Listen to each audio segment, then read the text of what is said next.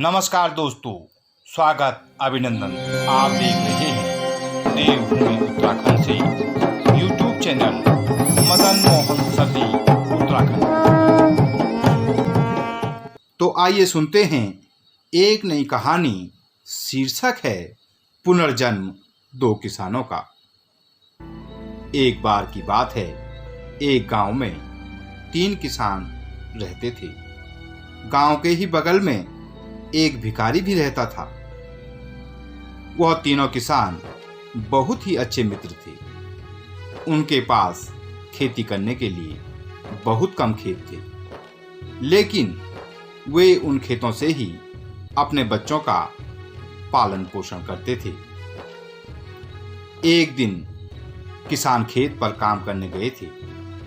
खेत पर काम करने के दौरान ही मौसम बदलने लगा और तेज बारिश के साथ भयंकर तूफान आने लगा। दोनों किसान एक पेड़ के नीचे बारिश से बचने के लिए बैठ गए।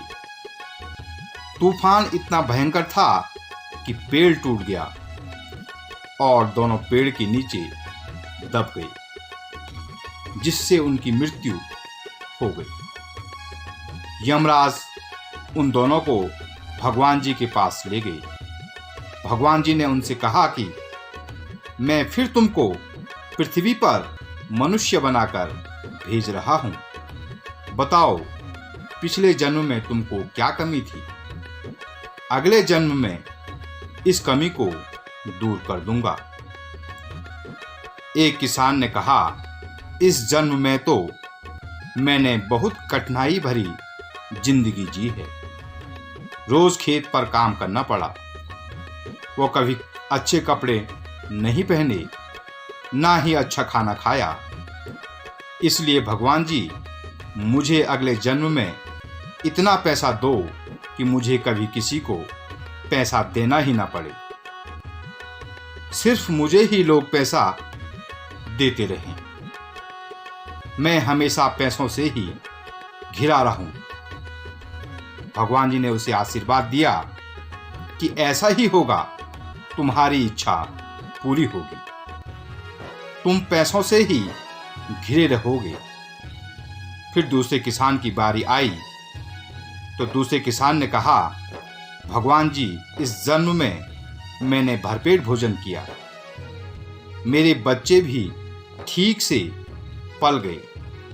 मेरे पास किसानी करने के लिए खेत भी था, जिस पर काम करके मैंने अपना समय मेहनत करके खुशी खुशी व्यतीत किया।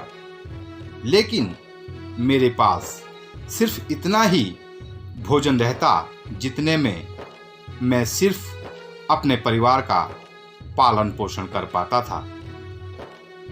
यदि कोई भूखा मेरे घर आता तो मैं उसे भरपेट भोजन नहीं करवा पाता, जिसका मलाल मुझे हमेशा रहेगा। इसलिए मुझे पुनर्जन्म होने पर ऐसा वरदान मिले कि मैं घर पर आए लोगों को भरपेट भोजन करवा सकूं। कोई भी मेरे घर के दरवाजे से भूखा न जाए। भगवान जी ने उस किसान को भी आशीर्वाद दिया कि तुम्हें ऐसा ही घर मिलेगा।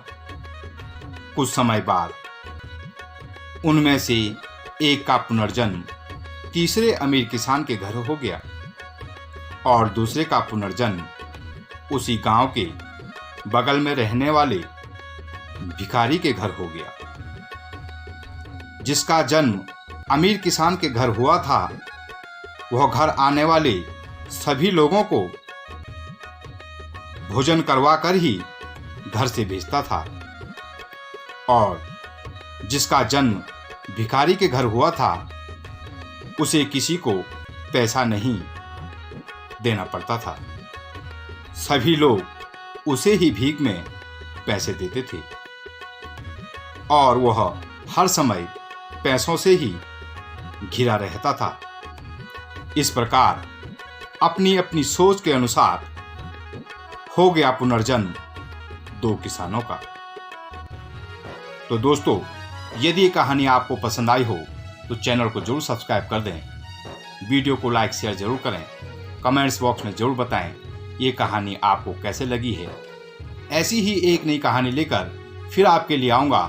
तब तक स्वस्थ रहिए, व्यस्त रहिए, मस्त रहिए। धन्यवाद।